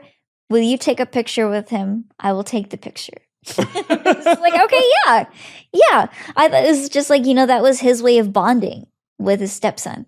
Brought him to a porn convention. It's just like the culture is so wildly different. Oh, definitely. It's just a familiarity and a comfort with adult content where it's just like it's much more normalized. Well, because sex isn't as taboo. It's not. And I think it should be that way much more often. Well, yeah, but this country was founded by puritanical prudes. Yeah, but change is always Slow. on its way. It's always on its way though. Progress will continue to push its head forward no matter what comes in the way of it, because time is constant. For sure, but it's happening real fucking slow, and people are fighting it, kicking and fucking screaming. Yeah. They're fighting it so hard. It's so funny. My favorite comparison is people always argue, oh, well, in the old days, it wasn't like this. Well, okay, there's a French poem about the knight who made cunts speak, about a dude who saved some water nymphs from some robbers, water nymphs who were about to be assaulted. And he saves them, and they're just like, we're going to give you this magical ability. You can talk to cunts. Ability 1. Ability 2, the cunts will always speak the truth. Mm-hmm. Ability 3, they cannot be stoppered up or concealed from speaking with you. If anyone tries to seal it up, it will be unveiled. It has to speak to you no matter what. It's ridiculous. Yeah. Fantastic story. But the knight who made cunts speak, so direct. Story about making women's vaginas talk to him. They were drawing dicks on cave walls. Yeah. So there was so much vulgarity in what we consider to be deeply refined culture. And it's just sure, there were certain things that were very ankles, how scandalous. But also it's just about the meaning that they attributed it to at that time. Well, it's also what happened in public versus what happened behind closed doors. Yeah. My grandfather. Hellfire Club existed. Oh, for sure. Even a couple generations back, my grandfather fought in World War II. And fairly prim and proper until his later years when he just stopped giving a fuck. And was telling stories about USO dances before he shipped off and shit like that. And, he's like, oh, I've been to Hollywood before. They brought a bunch of girls out for us for the before we shipped off. And it was just like, all right, Grandpa. They get one last hurrah, They deserve a little bit of a treat, I believe. Well, yeah. Well, he also told the story about hooking up with a woman who was just like, I can't do this unless we'll get married. He's like, oh, I'll marry you, but I'm shipping off tomorrow. Oh. And he was lying about shipping off, and then he actually got orders. But it's just no, that shit obviously still happened. Yeah. Absolutely. It's just we just pretend. A lot of the illusion is fucking gone. Yeah. People are just more honest. They love to gloss over the fact that Benjamin Franklin was in a sex cult. They're just they look right over that. The Hellfire Club was acknowledged. Some people are like, oh, it could have been parody. But it's just I'm pretty sure it was. We all got here via fucking. Exactly. People have committed the deed in order for us to be here. Why shame others for it? For our sexual freedoms. Freedom with our body to do as we please. Really, more people should be supportive of that. Freedom of expression is so vital to our nation's rights. Why would we persecute others in this way when we should be embracing the freedom that our country ought to provide to us? I agree, but people are jealous. People are, and people hold on to old ways. I understand. Back in the day, there was no cure for fucking syphilis. There was, no cure. There was legacies that, having to know who someone's child was utterly important to heirs, legacy, land, all that shit. So transference to get the money. Right. So important. All of that, the staples, and obviously, women can't defend themselves, so women can't own anything, right. In the olden times, it made sense. It was necessary for home and survival. It was necessary for society, home, survival, etc. For the status quo, for women to not be promiscuous. Yeah. And I understand why societally, oh, hey, you're spreading plagues, and shit like that. And you don't know who your child's a bastard. Yeah. Guess what? We have penicillin and DNA tests. Yeah. All of this is very easily remedied. Yeah. Like HIV is not even a death sentence anymore. Yeah. Not that I recommend you get HIV. Please don't willingly go get HIV. But it's not a death sentence anymore. So why are we still acting like it's ye olden times? Well, I think certainly a lot of it is that people love to have a place for judgment. And what better structure to judge people upon than like the archaic foundations of your life choices, right? And so many people have made life choices that have diminished their quality of life or their satisfaction of life, and a lot of it comes down to their honesty with sexual intimacy. There are a lot of things that people feel like they've missed out on, or they shame themselves for in the decisions that they've made or things that have happened to them, to the point where they cast that shame on others so that they can feel better about themselves. Oh, for sure. They 100%. prefer to label us as others, to dehumanize us, because that's what makes them feel like their choices are worthwhile. Sometimes that's what motivates people, but I think more people should realize that when you cast people as others, you slowly whittle away at their freedoms, and you're also eating away at your own. Oh, You yeah, 'cause- begin to lose your identity as more and more people become the same, and eventually judgment will always return to you. Well, and those tools you would use to strip away someone else's freedom could definitely be turned around and used on you. It will. It's not even an if, it's just a when. And it's happening already for so many people in terms of like surveillance state, just like the way that they use protection as a way to take away our safety in terms of how everything is tracked online now.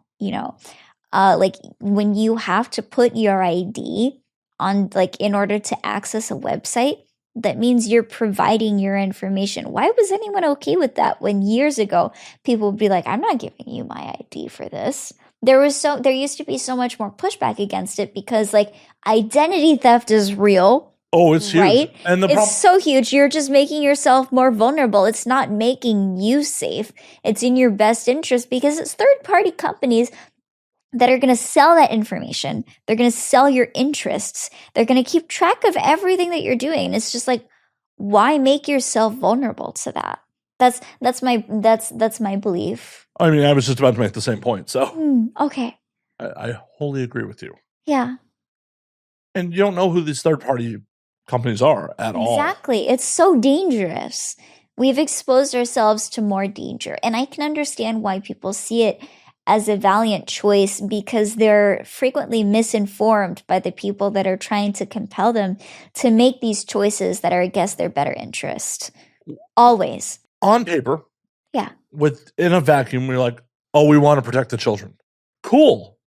It sounds like such a blanket. Like, of course, everyone would want that if that's really what it was. But it's not what the reality is whatsoever. Absolutely not. If we want to protect children, we might have some different gun laws. Yeah. Yeah. And it makes me very sad to think about that, because I believe that the safety of children should always be prioritized. It's a shame to see where it is now that children have to feel unsafe in their schools, and schools should be about learning, and it should be an environment where they feel like they can share their ideas without fear of persecution. It should be okay to just be yourself in a school and not have to worry. That's where I think the foundation should be, not about, is my child's backpack Kevlar like level safe? Is it bulletproof? That's such a grim thought. And now like they do these very serious gun drills now, right? Where they try to make sure that the child is protected, but it's just like, okay, you want to teach teachers how to handle guns now too? Like, why you want them to have like all of this like protection, all of this bulletproof like level of screening? It's just like, how is that going to protect more than just placing a little bit more regulation? As much as scary as that can sound, because right, the right to bear arms is one of the strongest foundations of our country. It's also like, at some point, you know, safety should be considered for the kids, because a lot of people that have weapons just don't have enough training. We're not trained professionals. I am. That's awesome. Congratulations. I mean, that's not a joke. You know I am, right? No, I didn't know that. I did armed security for over a decade. That's so wonderful. But like the vast majority of us aren't trained how to handle guns.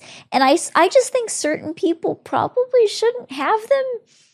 Probably not. And I'm sure there's some people watching this be like, that guy shouldn't. My thought process on it has always been, one, we need to figure out what the laws are nationally. Like the patchwork of state to state laws on it is such craziness. Yeah. The fact that I can be in Vegas in 4 hours and I can cash and carry a long gun as a California resident 4 hours away, yet I'd have a massive waiting period if I purchased it in state. Makes no fucking sense. Yeah. Whatever the laws are, we just need to figure out what they are for everyone. And they need to be transparency is so helpful. And then I'm of the opinion that people need to have some mandatory training. Yeah. And it's crazy right now. Like, so I had armed security licenses in California, Nevada, and Illinois. You had to shoot twice a year in both Nevada and California.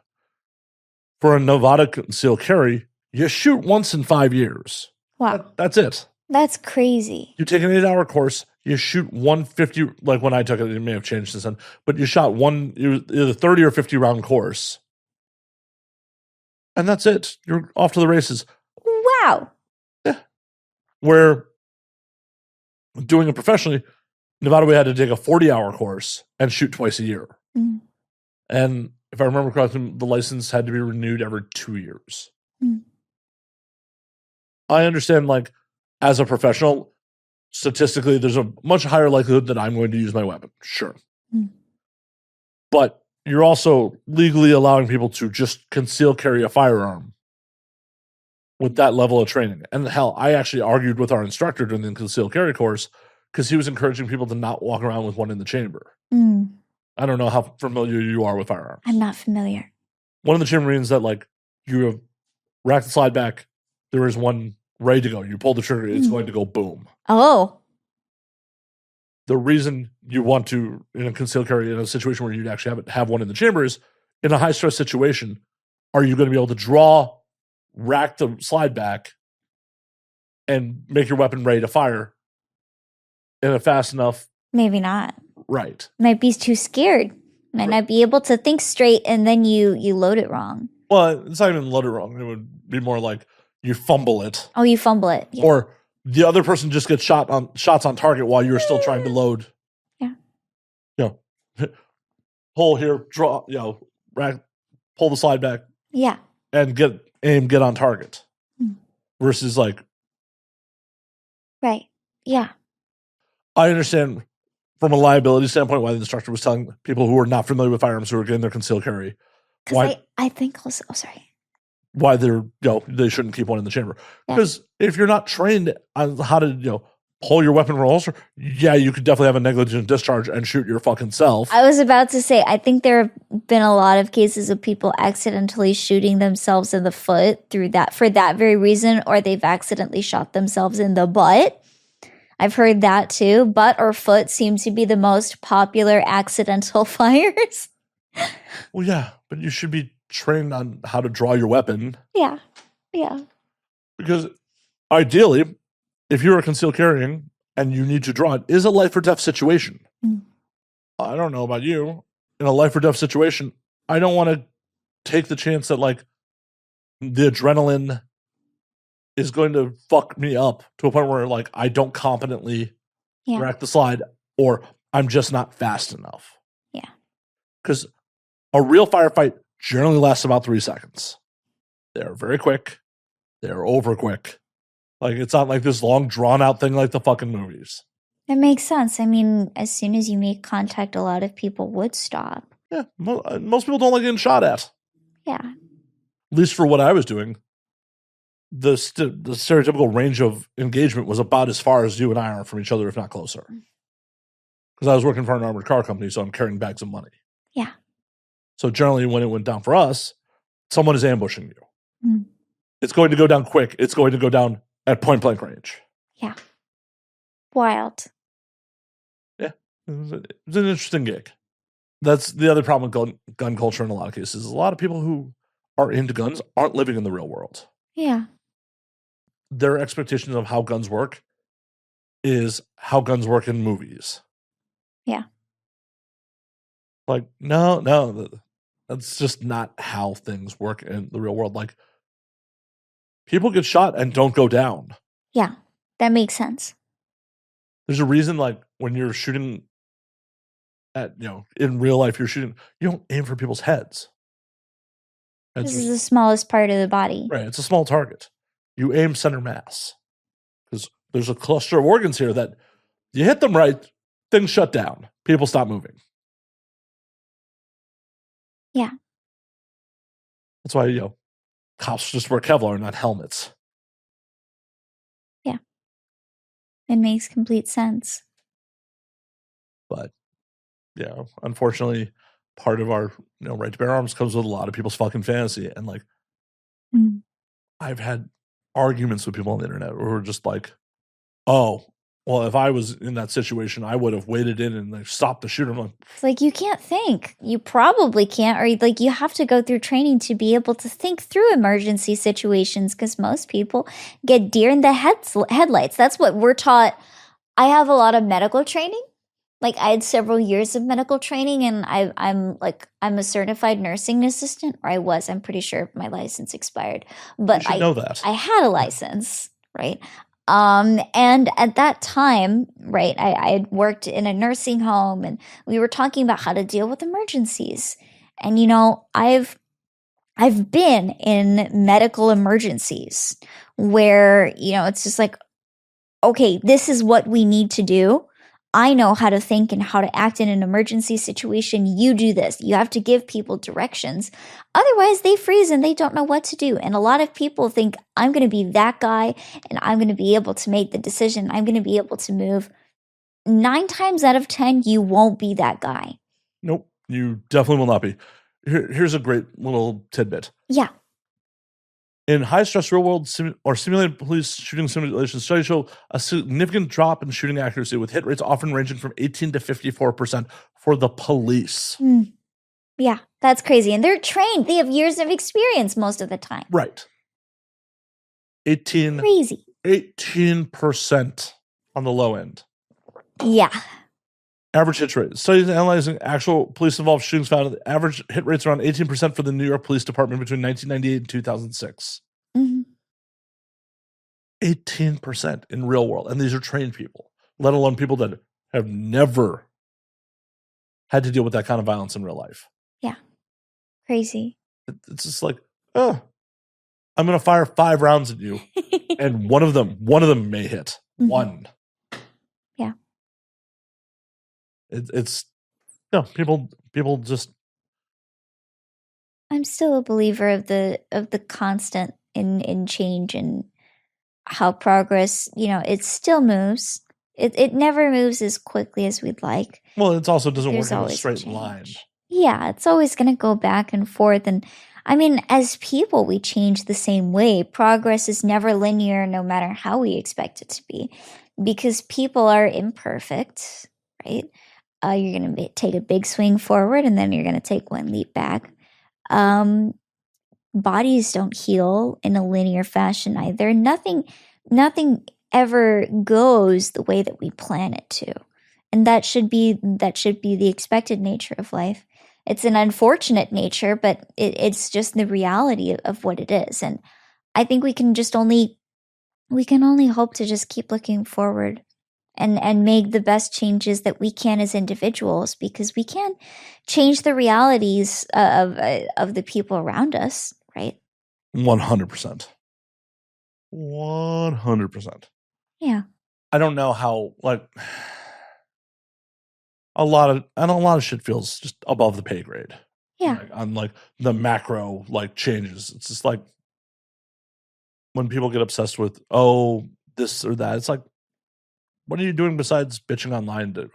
To make any real changes? Make a local donation. That is my best recommendation. My godmother told me this, and I live to it this day. Donate to your local community, because you will make changes that you actively see. Work in a food drive, donate food, help. If you see that there are people in need, help them, and you know for a fact that you're making a difference in their lives.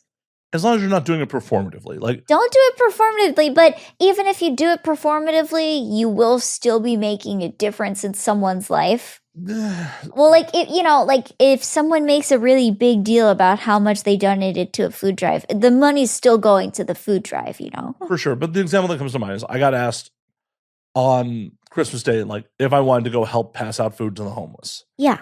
Which the person asked me was like, you don't do this ever. And Christmas is the one day that a lot of people do it. So there ends up being food waste. It's so fucking performative. Oh, okay. Okay. I didn't think about that. Yeah. Because everyone's like, oh, I'm going to do this thing for Christmas. It's like, you don't actually care about this. This is just I'm a good person. And I was like, nah, I'm cool. I have no interest in doing that. Yeah. Yeah. They're just like, well, and I didn't want to completely shit on them and be like, this is super performative. You don't do this the rest of the year. And there ends up being food waste because so many people do this on Christmas. Yeah. I was just like, just do it constantly. And that way, there is no food waste, because there are dips, there are dips when a lot of people need food. And it's just, you could be that person that decides in the middle of January, I'm going to give food to someone who needs it. Right. And you're donating to a food bank where there are professionals monitoring this. Yeah, and exactly. Actually, and they can store the food and hold on to it, and you get non-perishables, right? And like, there are things that you have to think out and plan. But if you really care, you can do enough research to be like, what food should I donate that people need the most in shelters? Things like that. And you can make a difference in your local community, and you can help people. But I 1000% agree with you that performative donations is like, if it's generating food waste, like, that's not a healthy thing to do. Don't do it on the holidays, do it if you do it any other day, I am so sure you will make like a foundational difference in someone's day. 100%. And I agree with that. Yeah. I don't agree with doing it for just No. Effectively just doing it for the gram. Yeah, that sucks. Unfortunately, that's the world we live in, especially as being content creators, is like so many people feel the need to effectively try to monetize everything they do. There's a couple, I think it was like TikTokers and stuff. They would make these videos of like, oh, I'm preparing food for the homeless, and they'll make like these giant bowls of food. And it always feels like, it always feels super weird to me that they make content out of giving food to the homeless. I think like, wow, it's so nice that they're giving food to people, but also like, are they only handing it to, like, we never see what they do with all of it. Are they only handing it to like an actual handful of people that they chose, and then they're throwing the rest away? Or are they actually giving the food to people in need? And even then, like, why are you trying to monetize it? Exactly. What is your motivation behind it? Find a good reason for it. Yeah. What is your motivation for doing this? Yeah. Because it's just gross. If you're just like, this is my identity online. I feed the homeless. Yeah. What's wrong with you? And also, how creatively bankrupt are you that that's the best you could come up with to get eyes on what you want to do? Yeah. Yeah. By exploiting homeless people for your content. Right. You need to exploit homeless people by making them fight each other, not feeding them. That's the only way to exploit them for content. Yeah. Have them knife fight. Mm. Yeah. Duh. Winner takes all? Come on. There we go. At least, you're putting them to work at that point. Yeah. You got them a job. They're a prize fighter. Yeah. Like, I feel like every time you do the show, you're just like, okay, Matt's going to just say something out of fucking left field. Just think of the trees. You tried to go to a happy place while I talk about this bullshit? Wow. No. It's okay. Wow. I'm teasing you. I'm not going to a happy place. She's like, it's a very unhappy place. Very unhappy. This is why I only do this show once a year.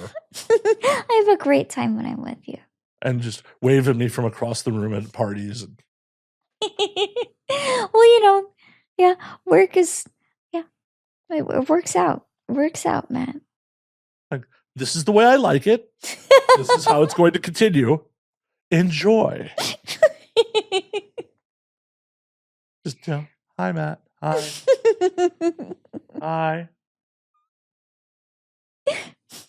But it's part of the problem of modern society is just the fact that everyone feels the need. Yeah. To document fucking everything. And I never thought about it like back in the day when Instagram first dropped. Like, I always thought with like a clear mind, I thought with glass half full kind of perspective of, oh, that's so nice what they're doing. I always thought it's so kind. Look at them reaching out to the goodness of the world and, giving something back for people in need. But then I realized like how exploitative it is. And it's all self-serving. Made me so sad. Yeah. It served them.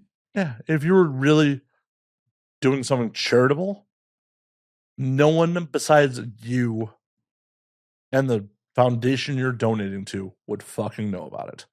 Yeah. It's the same reason that like billionaire charity foundations are fucking corrupt too. Yeah. Because they're a tax shelter for these motherfuckers. Yeah. And now, instead of actual experts in the field directing funds to where they should go, they're being directed by the whims of this billionaire. Yeah. Or billionaires. They funnel things around into places where it never actually reaches the people it was intended to. And I don't like that. I very consciously choose the companies that I donate to. That's why I always make sure it's local, because I can actually see the impact that it's having on people. Whereas if I donate to like a bigger company, I'm never going to see like where that money actually went. Well, in some cases, it will be used in ways you never want it to. Like, yeah. Forever and a day, the red fucking, or not the Salvation Army. The Salvation Army buckets around the holidays. Mm. Yeah. The dude ringing the bell and everyone just putting money in. It's like, yes, the Salvation Army does do some good. The Salvation Army does also a lot of fucking bad. Mm. Allegedly. Don't sue me, please. Yeah, I've heard some interesting things. It's just absolutely fucking crazy. Though, I am curious. If you were asked, would you do a Make-A-Wish? Go visit some terminally ill child? Oh my god, no! No?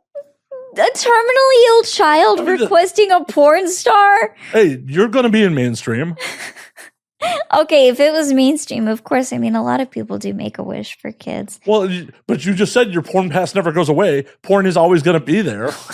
Well, if they were doing it from the mainstream center, they would be innocent of my adult. Well, I hope they'd be innocent of your adult work. Children should not watching your adult work. Exactly, that's what I was saying. I was like, wait a second, keep those things separate. Well, I'm not saying you fuck a Make-A-Wish kid.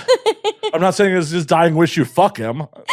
That was not implied, Lyanna. Why'd your mind go there?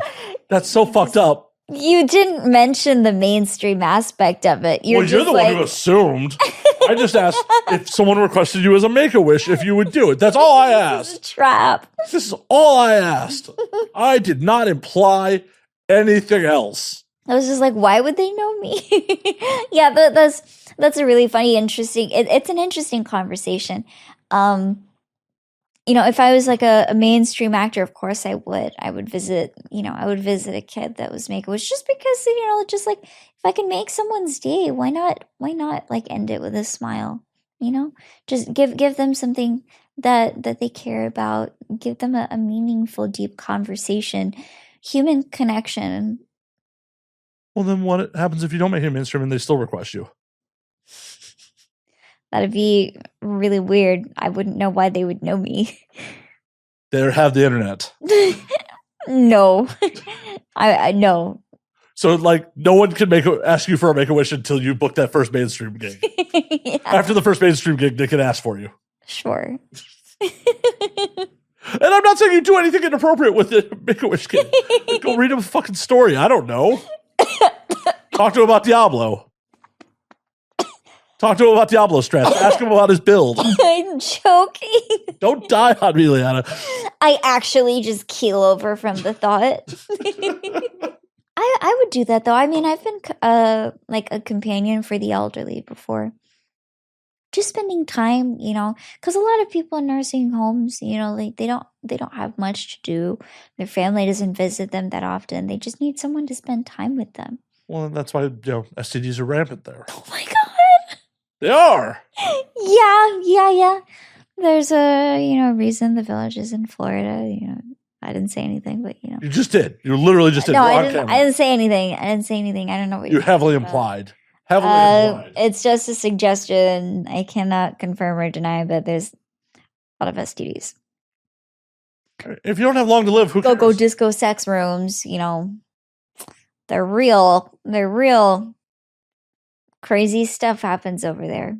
Hey, if you don't have long to live and you're really bored, why not fuck? Exactly. Why not? Okay, to everyone in the audience, you've got to acknowledge your grandparents fuck. They have a lot of sex. They are in the nursing home having sex. Sex is just they get very horny in old age. It just happens. Well, obviously. And if you're elderly and you're listening to this podcast, good for you. Get it while you can. It's a opportunity. You have the freedom to make these decisions now. Go for it. Right? And if you blow out a hip, they'll replace it. Exactly. So fast. Look at that. Ka-chow. Boom, new hip. Get to work. Get to work. When I was working at a nursing home, I saw like a very old man who was only there. Sometimes you just stay in a nursing home temporarily to recover from surgeries because you need 24-hour care. So there was a dude who had a penis implant. You could like press a button and it inflates. He's like, I gotta keep my woman happy because like we had to keep checking up on him and like that was his thing. He was so proud of saying it. He just constantly had a hard on that we had to like inspect to make sure that it was healing okay. I believe you. That guy must have been thrilled to see you coming. Like, this is my nurse? Fuck yeah. This was before I became a porn star. But man, I hate to break it to you. I'm pretty sure people found you conventionally attractive before you started having sex on film. I hate to break it to you. Yeah, that's true. I don't know if anyone ever told you that or not, but I'm pretty sure. I guess I've just never really thought of it that way. You just thought that add a camera and all of a sudden people found you attractive? Is that how your mind works on that? Yeah, I don't know. Like, I leave it to everyone else's judgment. Like, everyone else can say that I'm pretty, but I'm not gonna, like, acknowledge that. I'll be like, okay, I love you too. Thank you so much. Why is that? Why do you not acknowledge it? I don't know. I think it's just who I am. It's like, I don't want to cast judgment on my appearance because I can't.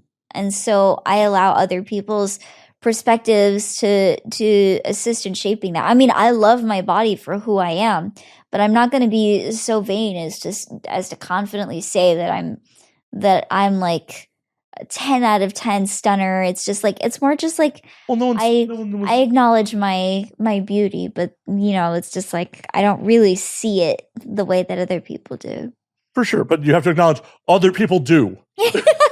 Okay. Eventually I will acknowledge that. Sometimes it just doesn't hit. Like the logic, I'm just like, okay. For example, I'm still in recovery from my wisdom tooth surgery. I felt like absolute crap. I'm walking around. I feel like my face is super swollen. I'm still getting hit on. And I'm just like, okay. I tell someone this and they're like, nature's healing. I'm just like, no, I felt like absolute crap. I felt so ugly. And here I am just getting hit on. And I'm all like puffy faced going through the grocery store. It was so funny, but it's just, I can't change it, you know? You can wear a mask. No. I mean, you can. I'm not saying you should. Oh. You can wear a mask. Yeah. I could. I did not. I just did not care to get anything unless it was absolutely necessary. Well, that makes sense when you're in a lot of pain. Yeah. To me, it was just the essentials. Mashed potatoes. Excellent. Yeah, mashed potatoes. But yeah, you have to acknowledge that old dude was probably thrilled to see you coming. You were probably, what, like in your early 20s at that point? Yeah, I'm sure that old man was like, hell yeah. Yeah. It was interesting times. May they all be interesting times. Always. My life never ceases to confound me. Well, good. You're the one living it.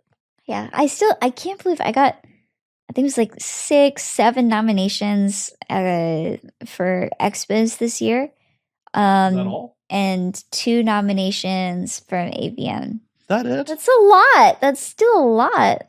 What are you going to do with all those trophies? I'm not going to win all of them. Why not? I would love it. So one of the ones I'm really excited about was like, I think, I forgot what the official title is for AVN. It's like best blowjob. But I also got a lot of all-girl sex scene nominations for Expos. Good. Oh yeah, I got best foursome orgy scene and best oral sex scene for AVN. Best oral sex scene I'm pretty excited about because I gave a blowjob to someone, but I also like painted his testicles. With what? Paint.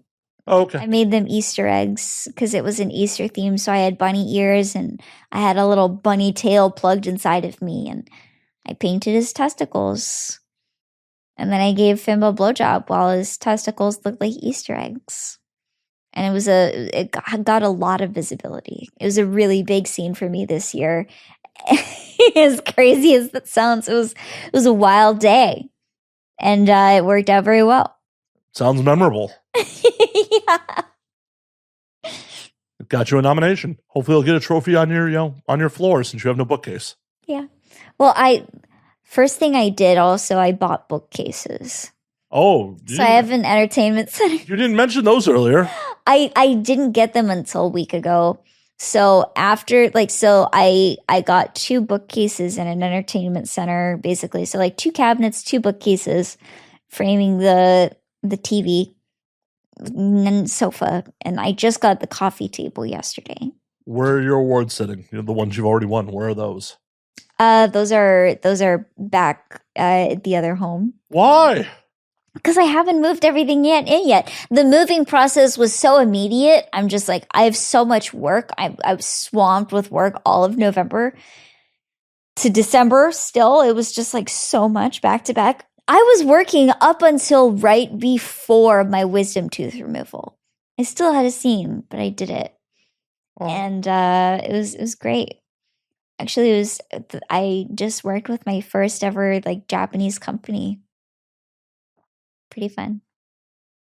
Is your genitalia still censored right now? I think so. Like I checked. I should have checked. You should definitely check if it's still blurred. Yeah, I should check. Hopefully that wears off eventually. It'll wear off eventually, but it stays on for a while. It's gotta be difficult to pee with the blurred genitals. Right. Just pixels everywhere. Thankfully, you just have to sit down. Yeah. As a dude, be like, where right. I have to feel for it.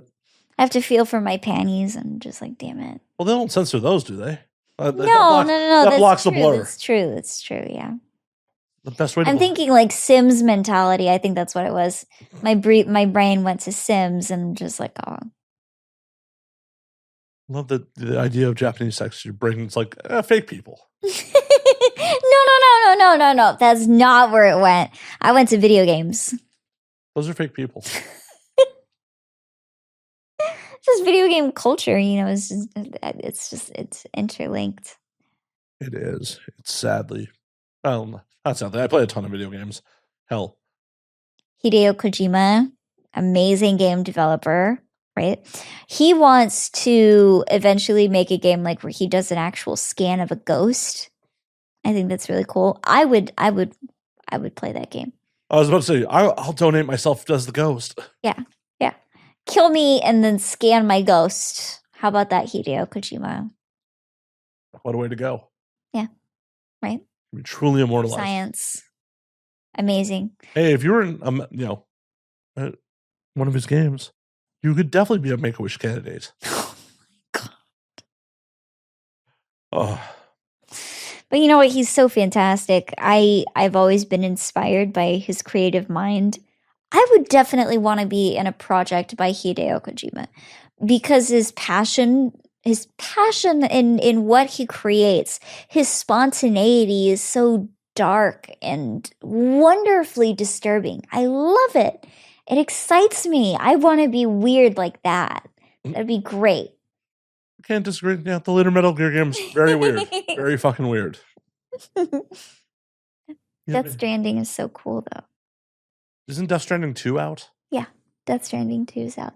I'm pretty sure the game he's developing, it's like Odd Knock. I think that's what it's called. Odd Knock. Well, it's called, there is a trailer called OG First Gameplay Trailer. Photoreal is it? And that says Odd Knock? Well, it's called OD, so it probably is short for Odd Knock. Odd, yeah. Odd. I don't want to. No. Don't want audio. Don't want to. Stop. Super cool, though. Let me look up just to confirm if it's Odd Knock. It's odd, and knock is it is Odd Knock. Okay, yeah, it is. Cool. Yeah.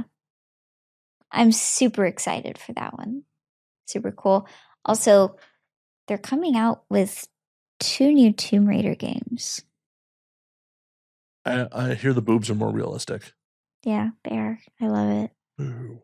More gymnastics. Very happy with that. She was always the best when she had cat-like reflexes. Oh yeah, and the little flip, like the flippy and like the gun kata. That's just what made her. Yeah. She needed more gymnastics again. I'm very glad they're bringing that back. Well, it's what made Tomb Raider unique was like her kind of diving and flipping and gymnastics and shit like that. Exactly. I would love to voice act as Lara Croft. Let's hear the British accent. No. I can't do that. I'm way too shy. Action. No, I can't. Can't do the British accent. I've got to give respect to her, Yeah, she's British. I know. That's why I'm not going to attempt to. I can't. Next time you do the show, I want to hear the British accent. I'll remember. I'll train on it. Oh no, I'm going to text you. Be like, British accent? Where you at with it? British accent? How's it doing? Right. Governor? But, Lyanna, on that note, I hate to do it. Gotta call last call. Okay. We have to get you out of here. Okay. Before we get you out of here, where can they find you on the things? You can find me on Twitter as Leana Lovings with capital L's. That's LeanaLovings. Capital L for Leana, capital L Lovings. So that's Leana Lovings. And my Instagram is the Leana Lovings, all lowercase. And yeah, that's where you can find me. Hell yeah. We will do it again. Please be sure to vote for me for XBiz and AVM. This won't be out in time. It will not. Oh, okay. Never mind. Ignore that part. Vote next year. Vote next year. Vote early. Vote often. Until next week. Drink up, motherfuckers. Bye.